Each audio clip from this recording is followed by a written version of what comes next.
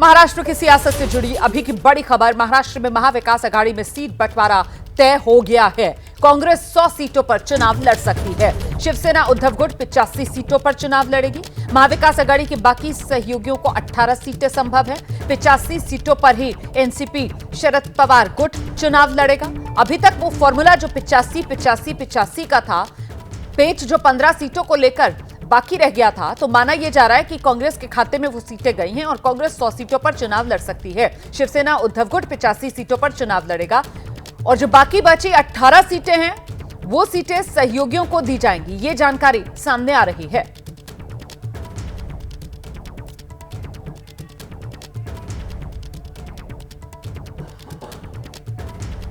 आप जानते हैं किस तरीके से कल महाविकास आघाड़ी में 85 सीटों का एक फॉर्मूला जिस पर सहमति बन गई थी, उसका ऐलान कर दिया गया था। लेकिन बाकी बची सीटों को लेकर कुछ सवाल थे, जिनमें से 18 सीटें जो हैं वो सहयोगियों के लिए छोड़ने की बात पहले ही महाविकास आघाड़ी की तरफ से कह दी गई थी। जो अन्य दल साथ आएंगे महाविकास आघाड़ी में, उनके लिए 18 सीटें और बाकी बची जो 15 सीटें हैं, अब उसको लेकर जानकारी ये मिल रही है कि कांग्रेस के खाते में वो सीटें जा सकती हैं। सूत्र ये जानकारी दे रहे हैं कांग्रेस 100 सीटों पर चुनाव लड़ सकती है।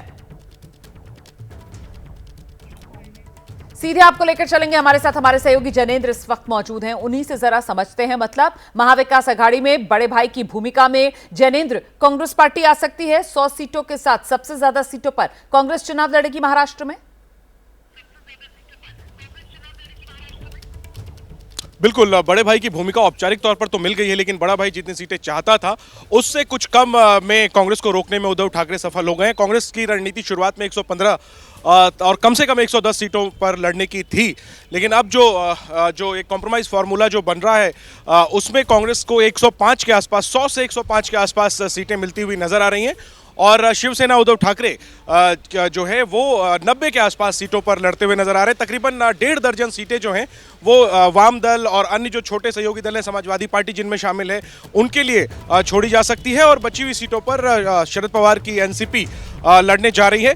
तो हालांकि आखिरी में भी कुछ ऐसी सीटें हैं, तकरीबन आधा दर्जन से 10 सीट के करीब में ऐसी सीटें हैं जिन पर पेंच फंसा हुआ है। कल शिवसेना ने जो लिस्ट जारी की थी उसमें कुछ ऐसी सीटें थी जिन पर कांग्रेस के साथ औपचारिक तौर पर बात फाइनल नहीं हुई थी, वो सीटें अनाउंस कर दी शिवसेना ने, वो भी एक पेंच है।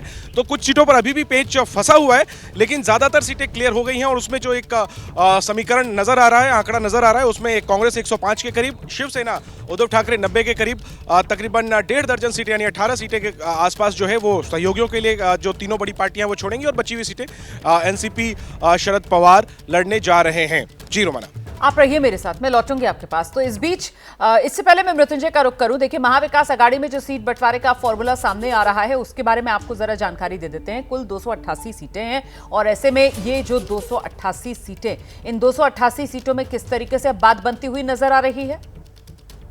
85 सीट पर उद्धव गुट, 85 सीट पर शरद पवार गुट, 18 सीटें सहयोगियों के लिए और कल तक जो 85 का ही फॉर्मूला कांग्रेस पार्टी के लिए था, इस बार वो बढ़कर सूत्रीय बता रहे हैं 100 पर पहुंच जाएगा। जरा जल्दी से मृत्युंजय का रुख करते हैं और मृत्युंजय से समझते हैं, मतलब 85 वाला जो कल का फॉर्मूला था, जिसके बाद बाकी बची सीटों पर मृत्युंजय कहा जा रहा था कि 18 सीटें तो देखिए साथियों को दे दी जाएंगी, 15 सीटें बाकी रह गई हैं, उस पर सहमति बनी है। तो वो 15 की 15 सीटें कांग्रेस के खाते में जाती हुई नजर आ रही है क्या?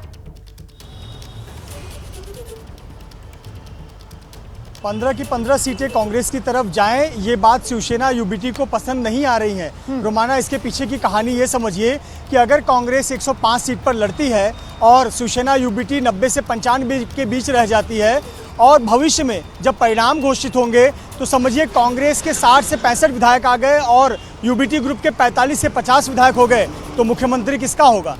मुख्यमंत्री कांग्रेस दावेदारी पेश करेगी और ये बात शिवसेना यूबीटी नहीं चाहती है। शिवसेना यूबीटी पहले यही चाहती थी कि आप सीएम का चेहरा अनाउंस कर दो ताकि सीट बंटवारे में कम ज़्यादा वो करने के लिए तैयार हो जाए। अब जब सीएम का चेहरा अनाउंस नहीं हुआ, अब सवाल यही है कि जिसके जिसने विधायक सीएम चेहरा उसका या सीएम बनेगा उस पार्टी का। तो अब सीधी सी बात है, ज़्यादा से ज़्यादा सीटों पर उद्धव गुट लड़ना चाहता है, लेकिन यहाँ पर कांग्रेस ने जो बात रखी है वो रखी है कि लोकसभा चुनाव का आधार कि कितनी सीटों पर कांग्रेस ने लड़ा है और कितनी सीटों पर जीत हासिल की है, उसका स्ट्राइक रेट क्या है और ग्राउंड पर जीत विनिंग चांसेस किसके हैं, इस आधार पर कांग्रेस ज़्यादा सीटों पर लड़ना चाहती है। पर उद्धव इसके लिए पूरी तरह तैयार नहीं है। अब इसमें सब कुछ है कि शरद पवार क्या आखिरी निर्णय लेते हैं, शरद पवार क्या सुलह का रास्ता निकालते हैं और उस आधार पर तब ये सीट बंटवारा होगा। लेकिन एक बात ये बनती हुई नजर आ रही है कि 100 का आंकड़ा जो पार करने वाली पार्टी MVA में दिख रही है वो कांग्रेस होगी, दूसरे नंबर पर शिवसेना UBT और तीसरे पर शरद पवार होंगे।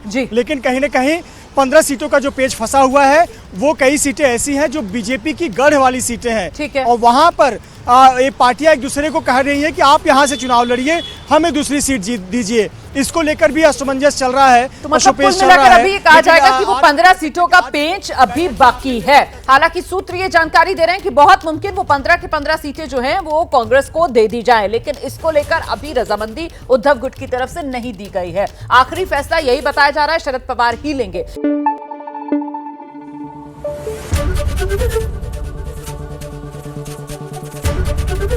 ABP न्यूज आपको रखे आगे।